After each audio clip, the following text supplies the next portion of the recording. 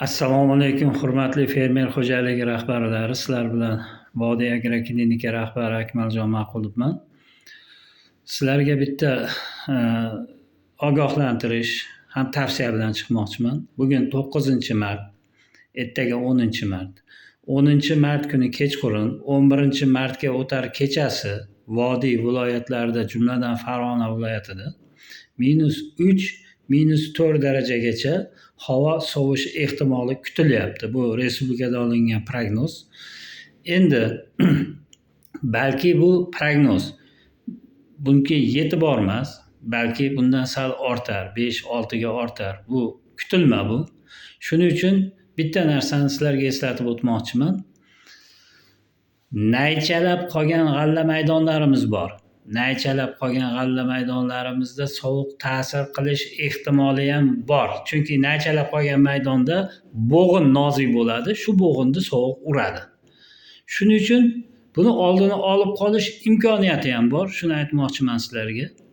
Yoppasiga naychalab qolgan maydonlarga, bu naychalab qolgan maydonni ko'pchilik tushunmasligi mumkin. Bir qarishdan o'tgan maydon naychalagan maydon bo'ladi.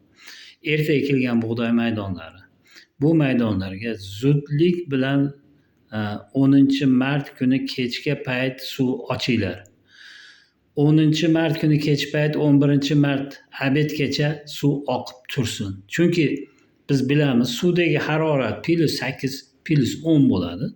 Shu yuqoridagi harorat -4, -5, -6 bo'lganda suvda harorati bu sovuqni neytrallab beradi. Neytrallab berishni hisobiga 2-3 darajaga pastlatib bera oladi. Bor yana -4 bo'ldi deylik, -1 haroratda effektini beradi. Bu maydonlarda sovuq urishdan saqlab qoladi. Ayniqsa adirlik hududlarda kimda naychalagan maydon bo'lsa zudlik bilan sug'oringlar. Chunki adirlik hududlarida sovuq urish ehtimoli yana ham ko'proq bo'ladi. Keyin bu sovuq havo harorati bo'lib o'tadi. 12-13ga bu harorat o'tib ketadi. O'tib ketgandan keyin yoppasiga barcha g'alla maydonlarimiz stress holatiga tushadi. Bu stress holatidan zudlik bilan chiqarish talab qilinadi. Agar shuni zudlik bilan talab qilingan amaliyotni bajarmasak, bu stressga tushgan maydon 2 barobar sekin, kech amal oladi, rivojlanadi hamda shu hosilda 10-15 sentnerini yo'qotib qo'ygan bo'lamiz. Shuning uchun barchalaringga ogohlantirish ham tavsiya. Yuqoridagi ishlarni qilinglar.